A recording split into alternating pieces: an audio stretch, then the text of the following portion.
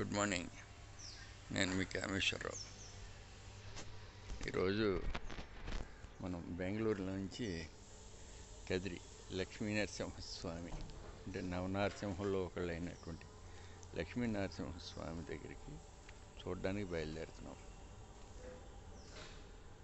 మొత్తం family trip. ఇది మన కారు. ఇవాళ ఇక్కడి నుంచి బయలుదేరుతాం. మేము బయలుదేరాం కదిరి వెళ్ళడానికి, లక్ష్మీ నరసింహస్వామి చూద్దామని.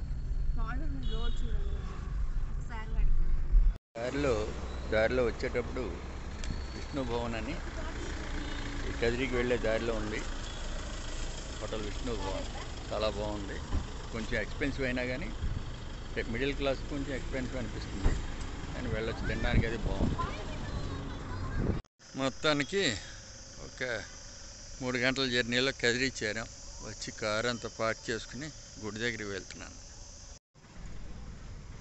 కదిరిలో షిరిడి సాయిబాబా ప్రార్థనా మందిరం దగ్గరలో కార్ పార్కింగ్ ఉంది. ఇదంతా కార్ పార్కింగ్.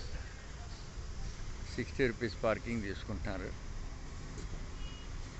కానీ ఇక్కడ కారు రావడానికి అరగంట పైన పట్టింది. ట్రాఫిక్ జామ్ రోడ్లు కదిరిలో.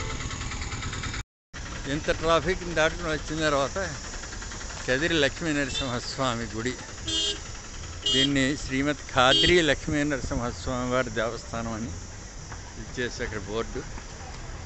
ఇది బజారు మధ్యలో, అంటే ఈ గుడి పక్కనే కోనేరు వీధి కదిరి ఇక్కడే ఉంది.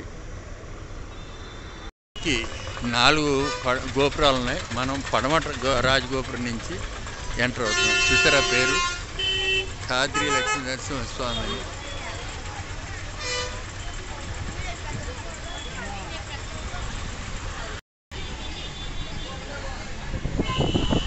ఫుల్ లైన్ ఉంది 1 గంట దాకా. ఇది తలుపులు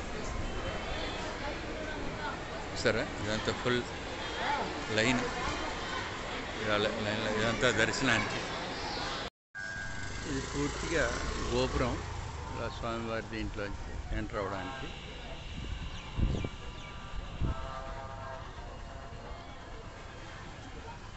ముందు గరుత్మంతుడి యొక్క విగ్రహం కూడా పెట్టి ఉంది. ఇది లక్ష్మీ నరసింహస్వామి యొక్క తూర్పు ద్వారం అన్నమాట. ఆ పక్కన రాసి ఉన్నంత ముందు నేను చెప్పాను కదా, ఈ స్థల పురాణం. ఎంట్రన్స్లో ఇలా వినాయకుడు. ఇవన్నీ ఆలయ సమయాలు. వినాయకుడు. ఇది ఎంట్రన్స్. ఆ రోజుల్లో కట్టింది. ఇది 1214లో కట్టిందంటే ఇది చూసారా, తలుపులు. ఈరోజు ఎక్కడ ఖాళీ లేదు. గుడి అంతా కూడా పూర్తిగా మంచి విపరీతమైన రష్గా ఉంది. అసలు ఎక్కడ వచ్చారా, ఇసుకేస్తే రాలినట్టుగా ఉంది గుడి అంతా. స్వామివారి దీంతో ఒక బ్రాండ్ పేరు మీద అగరబత్తి కూడా అమ్ముతున్నారు. ఇది అగరబత్తి మరియు గోదావరి ఉత్పత్తులు. ధ్వజస్తంభం, మెయిన్ గుడి ఇదంతా. ఇక్కడ శ్రీవారికి ఆర్జిత సేవా కౌంటర్ ఒకటి ఉంది. అంటే ఇక్కడ టికెట్ల ద్వారా కూడా ప్రవేశం ఉంది అన్నమాట. ఇక్కడ ఇది తూర్పు రాజగోపురం. మనం ఎక్కడి దాకా వస్తేనే కానీ అవ్వలేదు.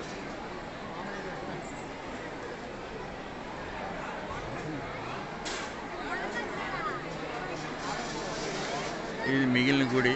లోపల తీయడానికి వీలు లేదు, కానీ దీన్ని డిపాజిట్ చేయమన్నారు. అంచేత దీన్ని డిపాజిట్ చేసి వస్తాను.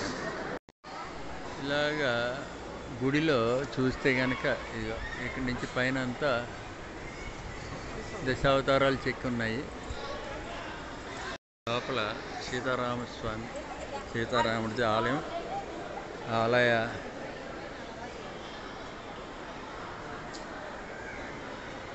క్షేత్రపాలకుడిగా శ్రీరామచంద్రుడు. చూసారు ఇవన్నీ. లక్ష్మణ సహిత శ్రీరామచంద్రమూర్తి క్షేత్రపాలకుడు.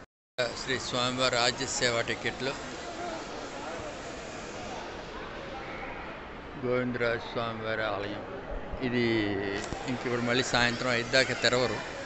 రోజు మంచి ఫుల్గా అంతా. ఇది జగత్ప్రసిద్ధిగాంచిన నరసింహస్వామి క్షేత్రంలో శ్రీమద్ ఖాద్రి లక్ష్మీ నరసింహ క్షేత్రం ఒకటి. బ్రహ్మాండ పురాణంలో రుద్రనారద సంవాదమున ఖాద్రి మహాత్మ్యం త్రయోదశ అధ్యాయములుగా ఈ క్షేత్ర మహిమ వర్ణింపబడి ఉన్నది. ఇందు శ్రీ స్వామివారు అర్చన స్వరూపం వేయించేసి భక్తుల పాలిట కామధేనువై కొంగు బంగారమై వెలిసి ఉన్నారు. ఇలా తీసుకుంటే అప్పటి బుక్కరాయల వారు 1274 సంవత్సరంలో శ్రీవారి గర్భాలయం నిర్మించి ఉన్నారని శాసనాల ద్వారా తెలియచున్నది. అయితే ఈ స్వామి త్రేతాయుగంలోనే వెలిసి ఉన్నారని స్థలపురాణం చెప్తోంది. ఇలా అంటే ఖా అంటే విష్ణుపాదం, అద్రి అంటే గనక పర్వతం. సో ఈ ప్రాంతంలో అంటే ఈ కదిరి అనే ఈ ప్రాంతం ఏదైతే ఉందో ఇది ఏంటంటే కొండ మీద ఉంది. అంచేత ఈ ప్రాంతంలో స్వామివారి పాదం మోపినందున ఈ పట్టణం ఖాద్రి అని మెల్లిగా అదేంటే ఖాద్రి మెల్లిగా కదిరిగా తయారైందనమాట. ఇది క్షేత్రం తాలూకు ఇది. మేము 5 గంటల సేపు పూర్తిగా ఇలా గుళ్ళోనే తిరిగి 5 గంటలకు అయితేనే కానీ 100 రూపాయల దర్శనం అవ్వలేదు మాకు. ఇదంతా ఫ్రీ దర్శనం. ఇంకా ఈ టైంలో బాగానే జరిగిపోతుంది. చూసారా పైన గుడి మీద అంతా ఇది చేస్తున్నారు. ఇక్కడికి వచ్చేసరికి ఏంటంటే ఇది మెయిన్ గుడి. స్వామివారు ఇక్కడ ఉంటుంది. మనం లోపల నుంచి అదంతా తిరిగి ఇక్కడ దాకా వచ్చి ఇక్కడ దర్శనం చేసుకోవాలి. ఇదే మెయిన్ ఇది అన్నమాట. పక్కన ఇది స్వామివారి చిన్న గుడి.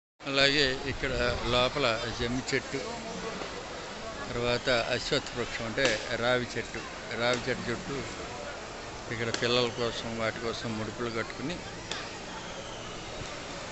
ఇలా ఈ రావి చెట్టు చుట్టూ అలాగే ఈ జమ్మి చెట్టు చుట్టూ జనాలు ప్రదక్షిణలు చేస్తుంటారు. తర్వాత ఈ నాగ ప్రతిమను ఒక దాన్ని ప్రతిష్ఠించుకుంటుంటారు. ఈరోజు శనివారం భక్తులంతా కూడా మంచి దీపాలు వెలిగించి చూడడానికి చాలా ఆనందంగా ఉంది. ఇది దీపస్తంభం, ధ్వజస్తంభం, దాని ముందున ధ్వజస్తంభం.